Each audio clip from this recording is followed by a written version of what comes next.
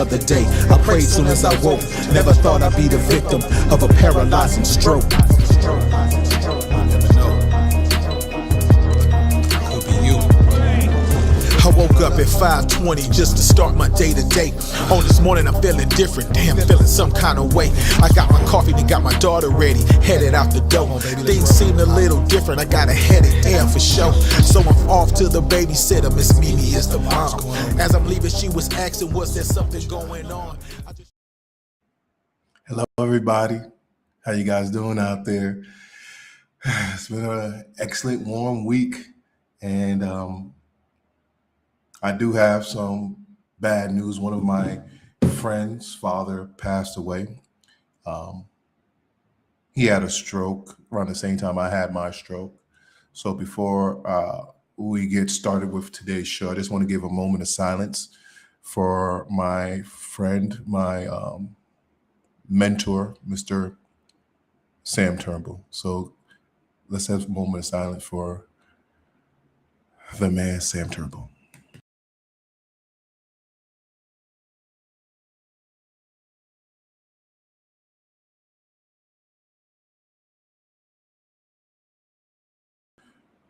Thank you guys so much. I really appreciate that. And I have a great show lined up for you guys.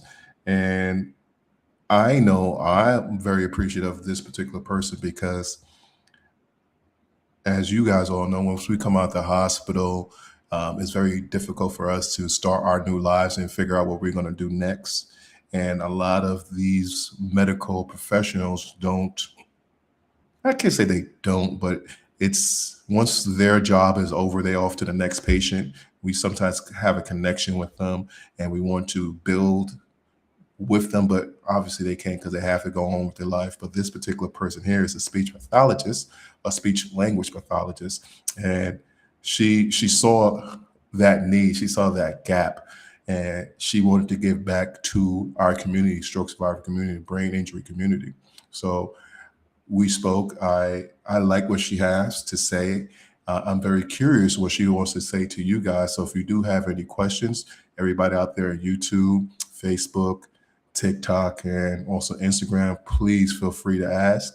I am very honored and privileged to have my guest tonight. She is, like I said, a speech-language pathologist. Her name is Kerri Potthoff.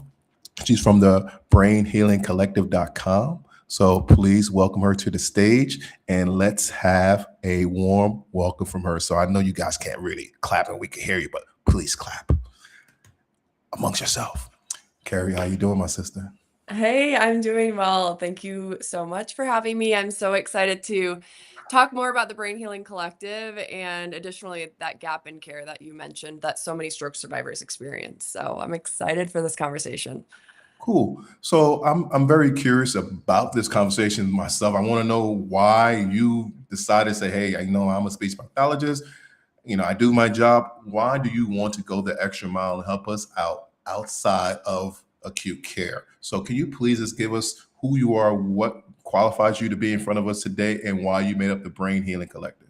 Absolutely. So, ooh, I took you out instead of taking myself out. You're good. Great. Well, my name is Kerri. I am a speech-language pathologist and certified brain injury specialist, and I have been practicing in the neuro world for about 8 years now.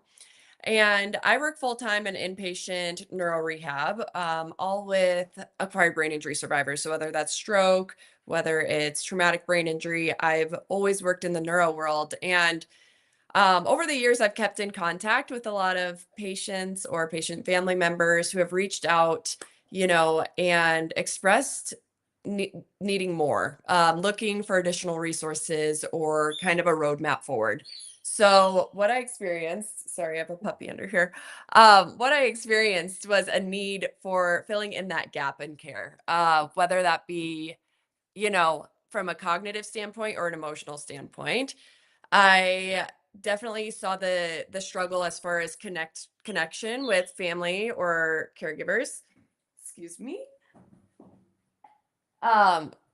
Community was a big need as far as not being able to connect with someone who gets it anymore.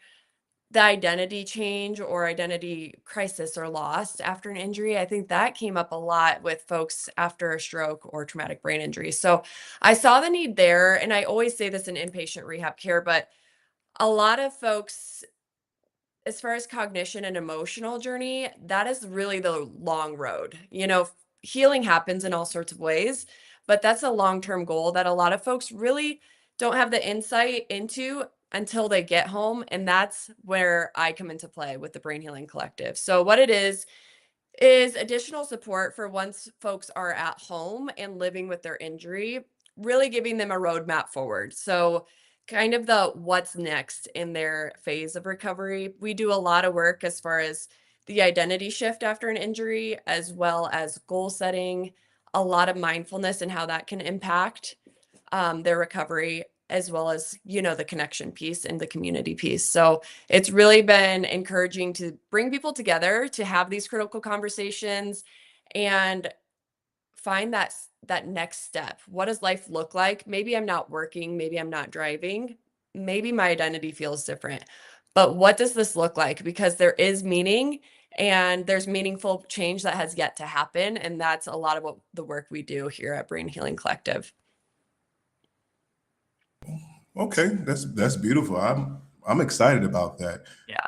I think a lot of us as stroke survivors, brain injury survivors, lose faith in our medical teams because we feel like they're supposed to come back with us. So for you to actually jump into that gap and try to, or I wouldn't say try, but are helping us navigate that new or that second act of our lives. I really applaud you for that. I really thank you for that. So I don't know if you hear that a lot, but I really appreciate what you're doing because there's definitely a need out there. I appreciate that. And I think you said a couple of things that caught my attention, and I didn't realize that there was actually a term for these things until I started doing this, prepping for this interview. So there's a couple of terms that I Googled, and I realized that this is a big major hurdle that we have. One of them is called fragmentation of care. Basically, once you come out the hospital, you have a routine from sun up to sundown. Every 2 hours, someone's coming to check on you. Your meals are set. You coming in, say, hey, it's time for your speech therapy sessions and things of that nature. But once we get home, it's like, okay, well, what's next? Yeah. What's next? Nobody knows what to do. You Right. know, that post-discharge vacuum and post-stroke identity crisis. So it seems like everything you're saying is that gap that we actually have that nobody is talking about, but Mhm. Brain Healing Collective is actually doing right now. Mhm. So with that being said, if I went to your website, what should I expect to get from that particular website? Just clicking on that website right now, what would I get? Yeah, so I want my website to be super user friendly and kind of guide you as far as whether this is appropriate or not. So through my website, you'll find ways to contact me. And if you do contact me, if you're interested in the Reconnect program, which we can talk more about, it is you're able to contact my email. You can send me a direct note. And from there, I usually set up a call. It's free just to kind of screen folks and see if one, it's an appropriate fit for them at this stage in recovery, and if it's an appropriate fit for this specific program. Maybe the timing isn't certainly right for both sides. So I have those screening questions I go through with folks and kind of just get to know them and see where they're at. So that's a big part of my website is learning more about Brain Healing Collective, specifically the eight-week Reconnect program. And then within that, you're able to contact me. I also have started a blog on the website, just a free educational resource for folks. And we have a lot of, we do have some handouts that people can sign up for. I have an email list that notifies you of all new blog posts. So there's also like the educational and resource library there as well for followers. So really that's the most that you'll find. Additionally, we have some testimonials from previous Reconnect members. So those are really moving if you have a few minutes to go through that. But yeah, it's pretty straight. Oh, I'm so sorry about the dog. It is pretty straightforward overall. Somebody's cutting the lawn back there. Your dog, sorry. Excuse me, I'm gonna get rid of her. No, it's okay. It's okay. It's part of life. We're fine. We're fine. We're used to dogs and everything going on in our show. You can't Um, plan this stuff. no, you can't plan it. It's perfect. That's what live streaming is all about. That I is appreciate perfectly it. fine. It's perfectly fine. Trust me. I had Yeah. one guest. Her daughter was in the background, like 2 years old, climbing up the cabinets. I thought she was going to fall. I was so Right. nervous and scared. So this is perfectly fine. Yeah. Um, I am very curious about this right now because you say you have this questionnaire that you ask people these type of questions if they actually are a fit. Um, I'm curious, what does that mean? Because and let me clarify what I mean by that, because I know coming out the hospital, a lot of people have that urge to talk to people and they don't know who to talk to. But Right. there's also people like myself, 8, 9 years out, and still need someone to talk to. So are you just dealing with those new, fresh people that just coming out the hospital, or are we dealing with any stroke survivor that fits whatever criteria you have? Yeah, that's a really great question, and I get this one a lot. But really, it can be any stage in recovery, whether it's 6 months out. I've had folks join the program at, I think, 4 to 6 months, as well as 9 years post. So there's so much to gain at any stage in recovery and in as far as healing and tools that you can use again, years and years post. So there's really no criteria as far as length post injury. But there is certain requirements as far as how are you able to get on calls? Are you able to manage your day? How are you using reminders or your calendar to make sure we're able to connect online at these scheduled times. So, as far as criteria, I kind of go through, diagnosis, their previous medical history, where they're at now, and what their goals are and what they're looking to get out of the program. And that's kind of how I screen through folks. That conversation could take us many, many ways. And then kind of looking to them to see, if it's a good fit for them. They have to have skin in the game and be encouraged and motivated to want to make change as well. So it's kind of on both ends there. I have Joss on Instagram. She's laughing at the dog, saying your dog has something to Oh say. my So, like I gosh. said, it is perfectly fine. Don't feel embarrassed or shame about it. It's part of life. So Yeah, yeah, thank you. no problem. So it's pretty interesting because you're saying there's people out there that 6 months, 9 years, and they have a need for your particular program. But there's something that you also said as well. You want to make sure, and please correct me if I'm wrong, that people are taking accountability Mhm. for their actions if they are doing their work and Mhm. if they are capable of doing that work. Because if they're not, your program is not going to benefit them because they don't want to put in that time and effort. How do you, and I'm trying to say this gingerly because I want to make sure that I don't offend anybody that actually is doing that. But how do you get people, especially as a speech pathologist, to get them to do their work and make them understand that this is what needs to be done in order for them to get to the next phase in their life? And also, after they leave you, to motivate them to do things like the Brain Healing Collective or any type of program they get into. How do you get them to understand that they need to do the work in order for them to go to the Absolutely. next level? Yeah. A big part of it really for me is being clear and direct about the criteria and the expectations. So it's 4 hours online a week. And if that commitment is able to be made, then I can work with memory deficits and reminders. I'm really there. I'm a speech therapist, I'm a memory expert. So I am helping everyone with reminders daily throughout the week, kind of what the schedule and structure looks like each week. I'm there for that support.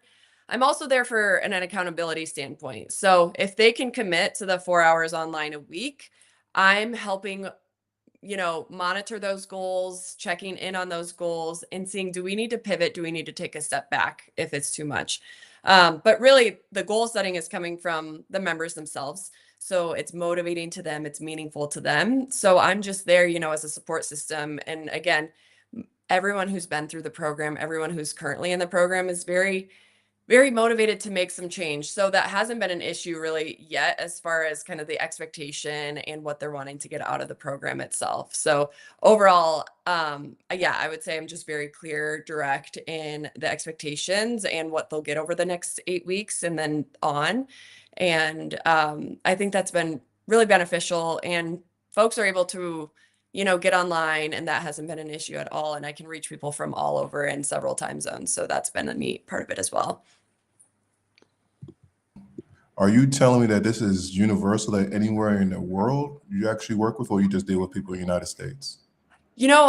Great question. I would say, well, I've had folks from Canada.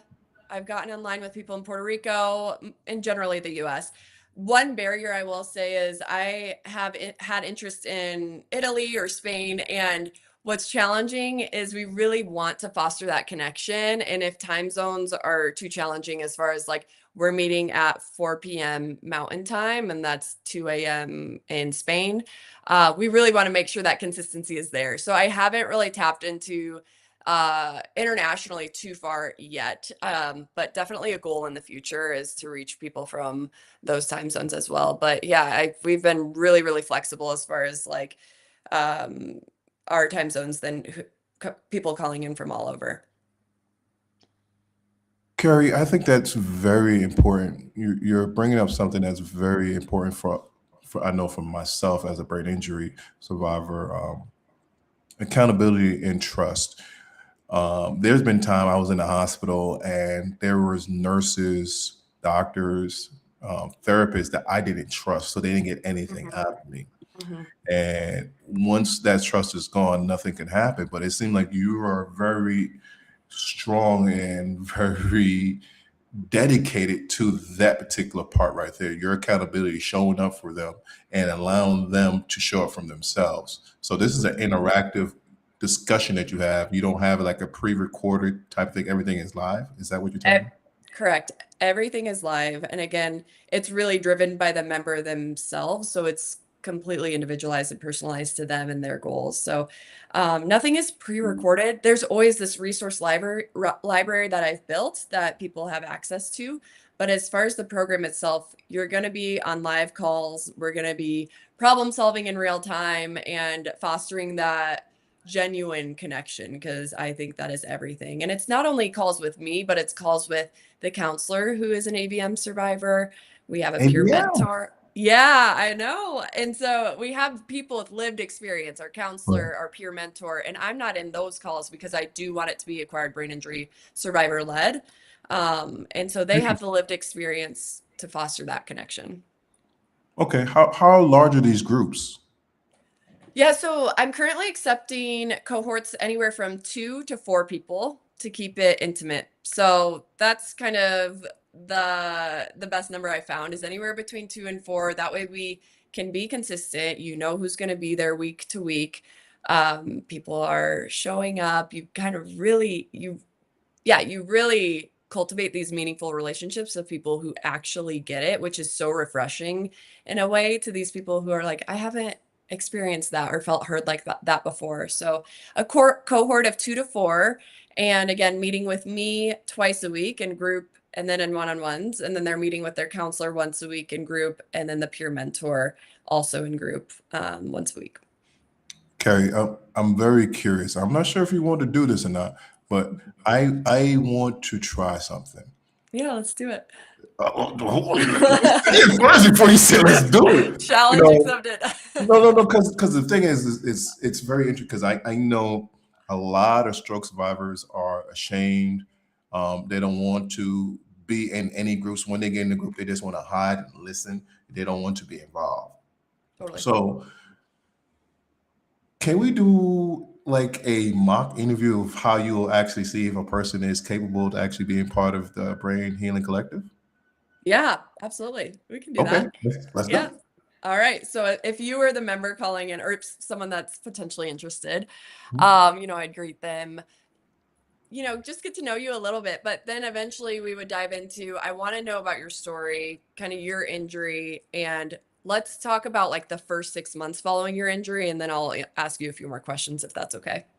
Cool.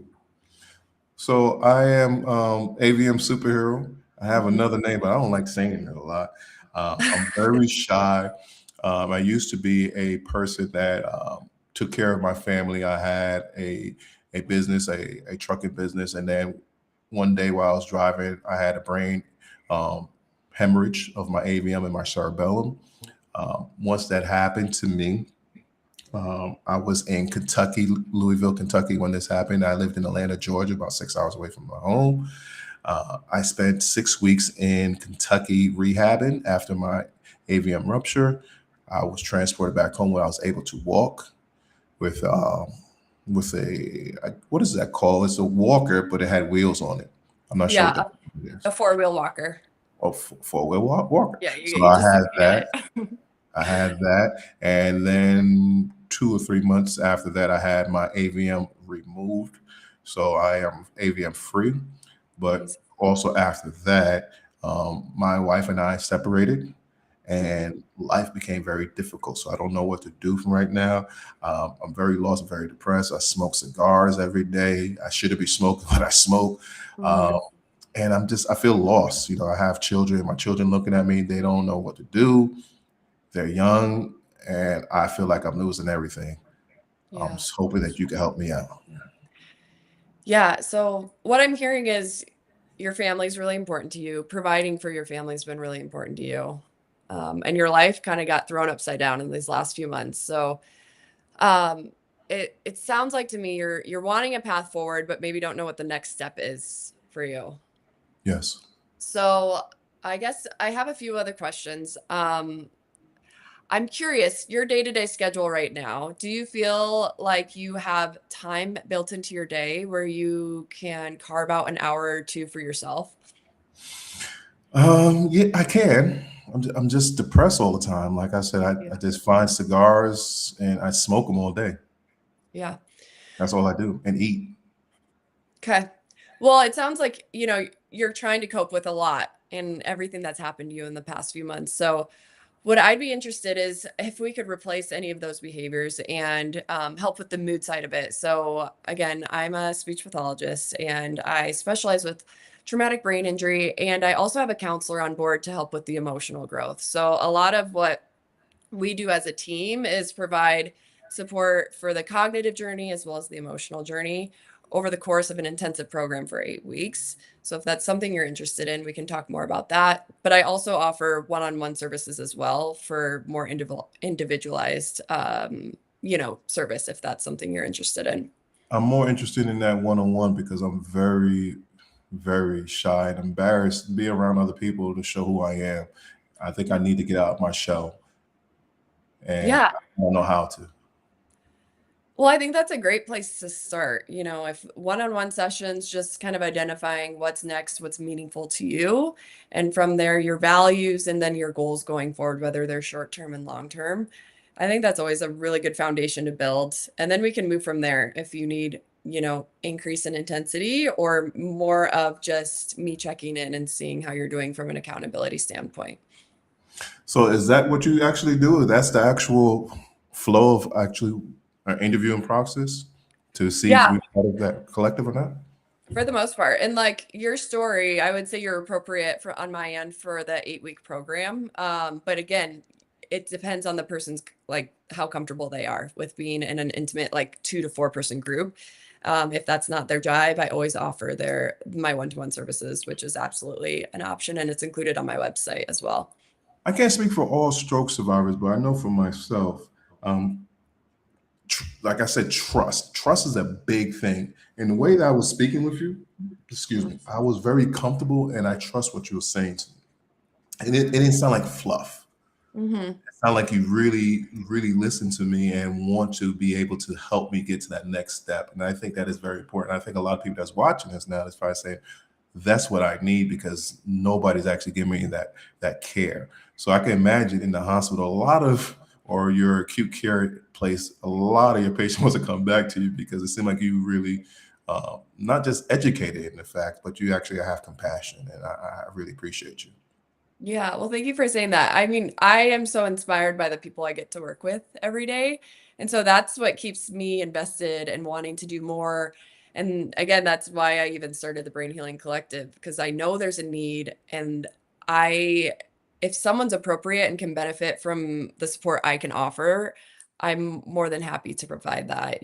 I know that with my team and my current skills, we're able to offer something that doesn't exist elsewhere. So I think it's super important that there is someone there and that people feel supported, especially once they get to that discharge phase, which I think, you go from so much support to all of that disappearing at discharge, which can be very daunting and scary for some. So I think, that's where the Brain Healing Collective comes in, is to help those folks that maybe don't know what's next and just need something to help with that initial step. And then I'm, there for ongoing care. We never discharge anyone. There's always a continuation of care. And so we have our monthly meetups, and that's something I was super passionate about when I started this, is that we're not just going to discharge you. You're not just going to graduate.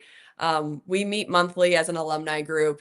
We follow up on goals, and there's ongoing conversation between the group and me with the group and just checking in. So you're never alone. You always have that support, and those relationships that you fostered over the last 8 weeks are going to continue to grow. And I think that's really meaningful, because a lot of people do feel so isolated during those initial phases of recovery. And once you build your community, that disappears, and you're feeling supported and encouraged that there's meaning in all of this, So I think it really is an empowering recipe. I think, yeah, I feel like with the three of us, we're really creating something meaningful that can help so many. So, Kerri, I'm glad you said, because that was the next question. What's next after? But you said you have alumni meetings. So, what will I expect as a person that's going through your 8 weeks course?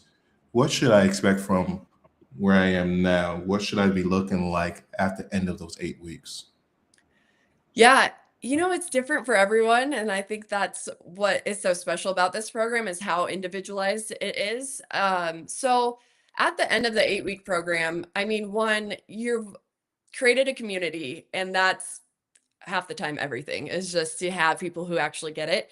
But on top of that, all of those goals that you set during the first 1 to 2 weeks, we are making sure that you're on track to meet those goals within the 8-week program and then thereafter. So we always have our long-term goals that we're tapping into as well. So I think by the end of the 8-week program, you will have met those goals, and you'll have a path forward for the next 8 weeks going forward and thereafter. So I think it really provides a direction for after those 8 weeks. And now you have the tools and the support to do so and continue to make those gains.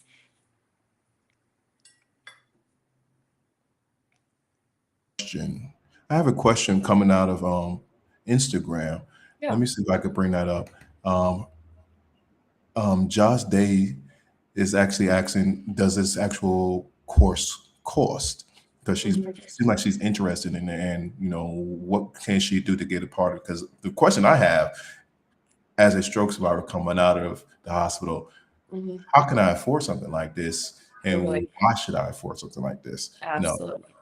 What are those answers, if there is a cost or anything like that? Feel Yeah. free.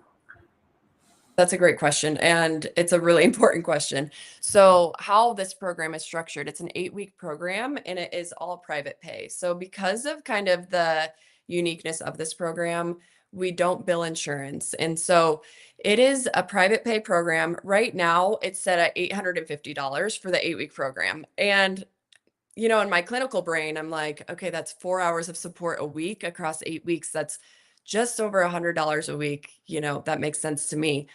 But with that, guys have gone through something super traumatic. A lot of people may not have the resources after something this traumatic has happened to them and their family. So with that in mind, I've never wanted finances to be the reason someone can't participate, can't benefit in this program. So with that, I created a scholarship fund, both from the community, and there's an alumni scholarship fund too. So a lot of the alumni, they've seen the benefit and how it's changed their lives. So there is an alumni fund where previous members contribute to help with the tuition of future members, as well as one from the community, people that see the impact that we're having and are contributing to make sure that tuition isn't a barrier of why someone can't participate. So with that said, it's the $850. There is a scholarship application if that's something that's helpful for folks. That is ever growing. And so we're happy to tap into that if that makes sense for their situation.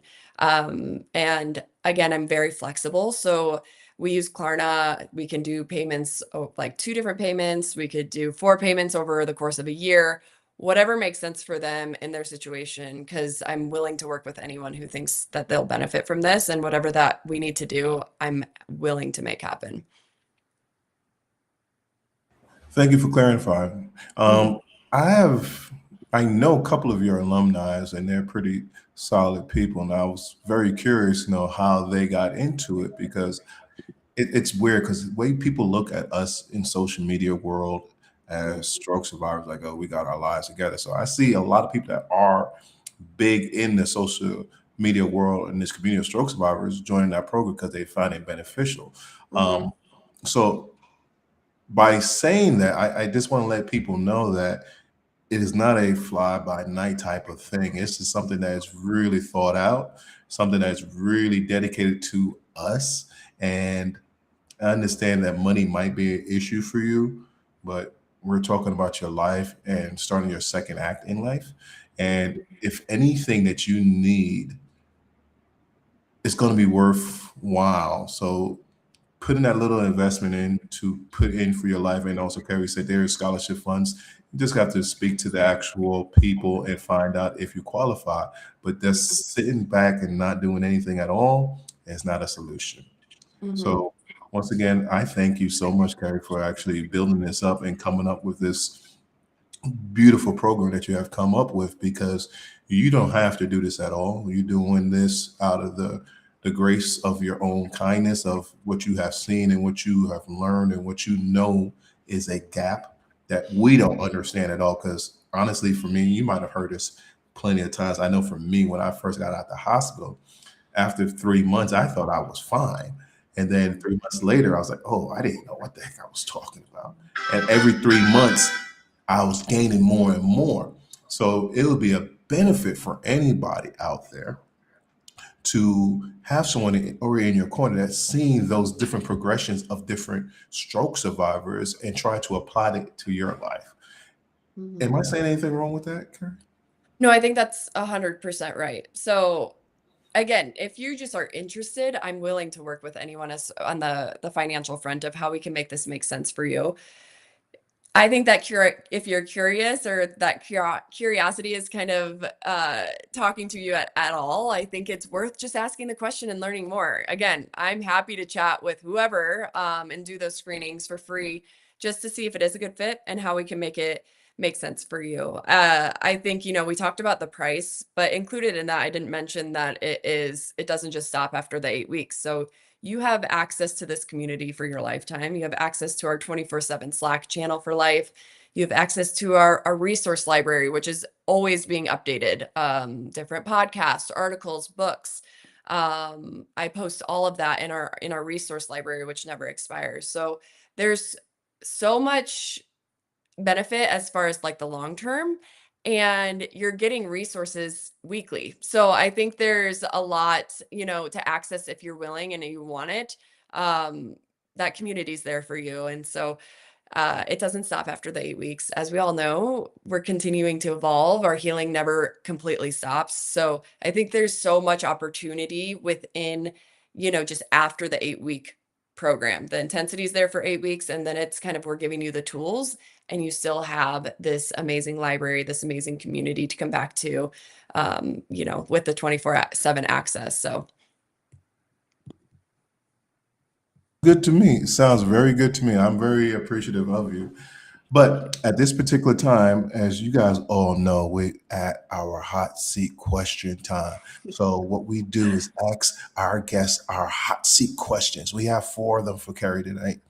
And Kerri, what I want you to do is, after you finish your response, say AVM superhero, I'm ready for my next question.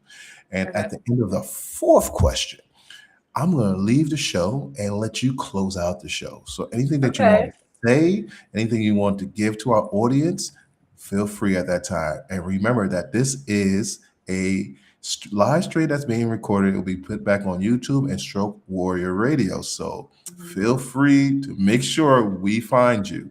So, Kerri, are you ready for your hot seat questions? I'm ready. Let's do it. Let's do it. Question number 1, drum roll, please. What is the biggest myth about recovery, about that recovery window? Yes, one of the biggest myths I have heard over the years is that recovery stops after 6 months or a year. So what I've seen clinically is that the brain is capable of change and adaptation for years after injury. You know, we hear all the time about neuroplasticity, but there's also other ways to compensate and kind of reroute those synapses. So progress may look different over time, and healing does not suddenly end. So I wanted to bust that myth. Early recovery is often faster. We know when we're in that critical stage in that window post recovery because the brain is in a heightened state of healing, but neuroplasticity continues for long term. So I've worked with individuals who've made meaningful gains, like I said earlier, 6 months post, and then 12 years, 9 years post, as far as communication, cognition, you know, their confidence or identity after a stroke. So um yeah, I would just encourage survivors to move away from the idea that I missed my chance or toward their goals, or kind of shifting that mindset to my recovery is still evolving. So, all right, AVM superhero, I'm ready for your next question. I feel so excited. You was on point with that. Usually my guests always mess that part up, but you did it. I wrote it. I was like, I took a mental note, and then I was like, I must ask him that question or tell him to lead me to the next. I love it. Kerri, Memory here's strategies. question number 2. Are you ready? I am ready. All right. What is the number one tool for mental resistance or resilience you teach? The number one tool that I teach, especially in the program, is awareness paired with self-compassion. So after a brain injury or stroke, you know, people often become stuck in comparison or comparing themselves to their old life or their old abilities, or maybe comparing them to other stroke survivors and their timelines and their expectations. So that can create, you know, shame or frustration, hopelessness within stroke survivors. So one of the most powerful things I teach is learning how to pause and notice what's happening internally and respond with compassion instead of criticism. So we do a lot of grounding techniques, mindfulness.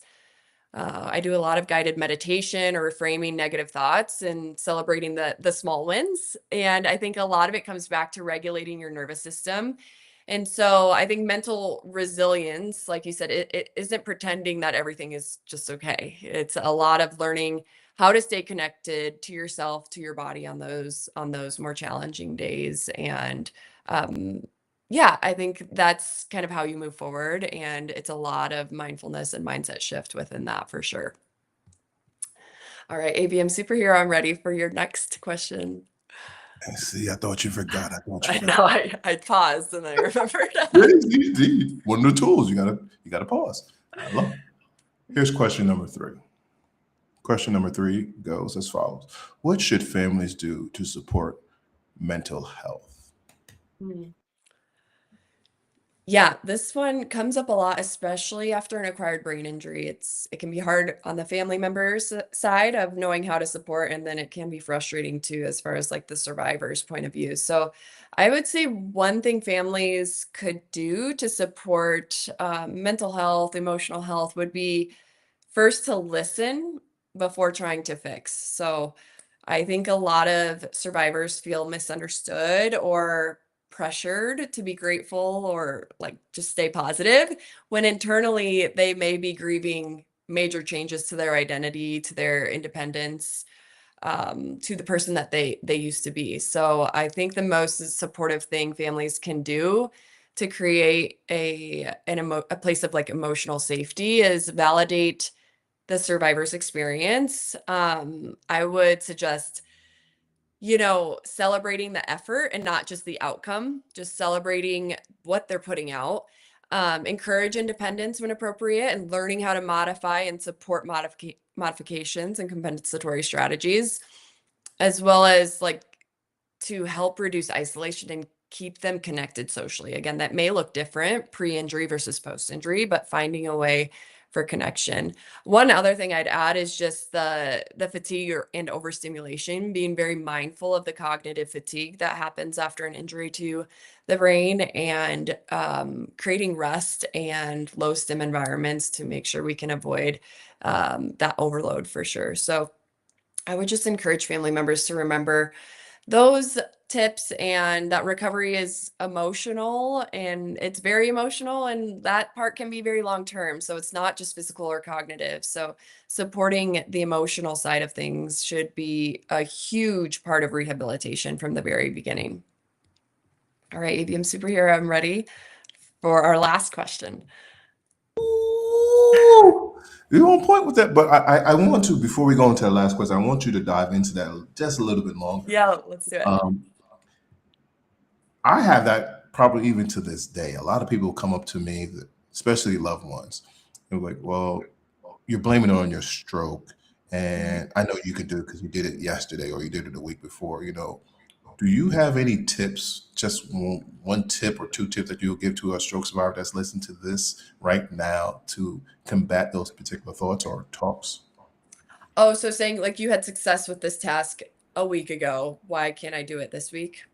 And someone is blaming you, saying that you should be Mm, able to do it, and you're acting like your stroke is your problem, but you're faking it. yeah, right. I think that's very challenging, and really hard for probably non-stroke survivors to understand, is like, why, if you could do this before, why can't we do it now?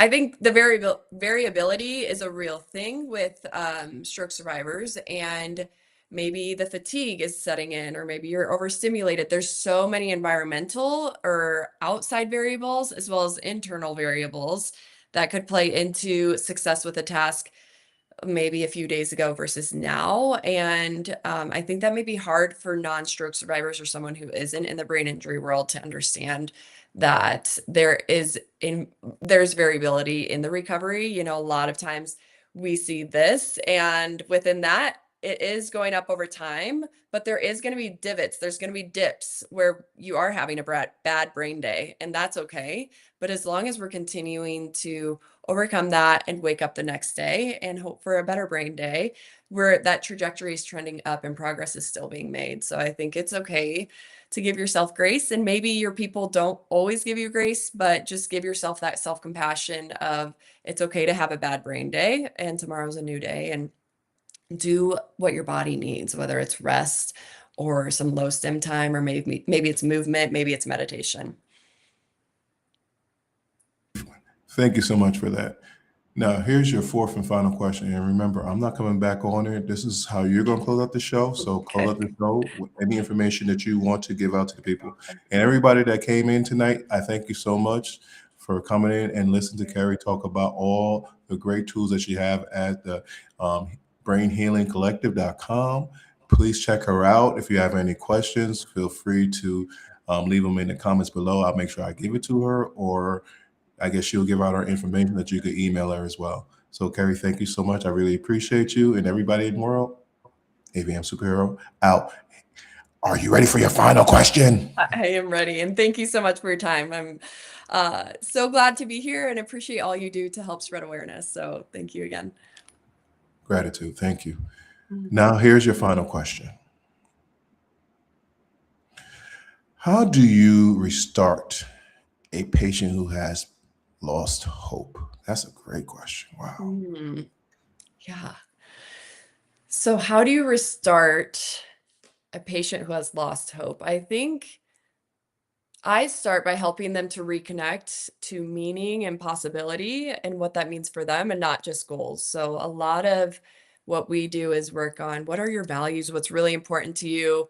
What does a meaningful life look like for you? And what are some ways that we can find joy and start taking those small steps toward that meaning? So when someone feels stuck, for me, it's often not because they've stopped progressing entirely. It's because they've lost belief in themselves. It's a long journey, and maybe they become exhausted in the recovery process. So instead of immediately just pushing harder and pushing through, I usually slow things down and ask, what matters to you right now? What feels like it's missing?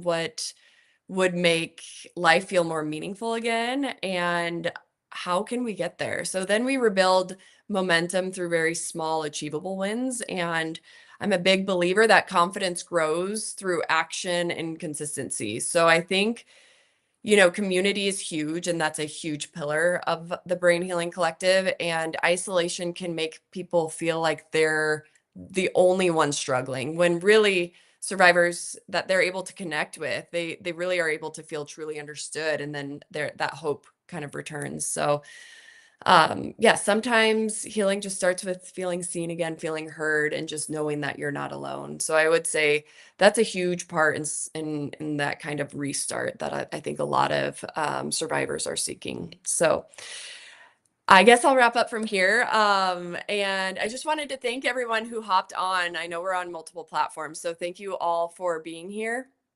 I'll just check that we don't have any questions before I wrap up. And I want to include how to get a hold of me. So if you're listening, you can check out my website, www.brainhealingcollective.com. You can reach me there. You can also reach me via email, Kerri, Kerri, Potthoff, Potthoff, at brainhealingcollective.com. And then you can also check out my Instagram. It's brain_healing_collective. And then I'm also on Facebook, YouTube, and TikTok too, and ever growing there. So again, thank you all for being here and listening to a little bit more about what Brain Healing Collective is, what the Reconnect program is. And I'm always happy to answer any questions if you have the slightest interest or curiosity. So I appreciate you all, and I hope you have a wonderful rest of your Thursday evening.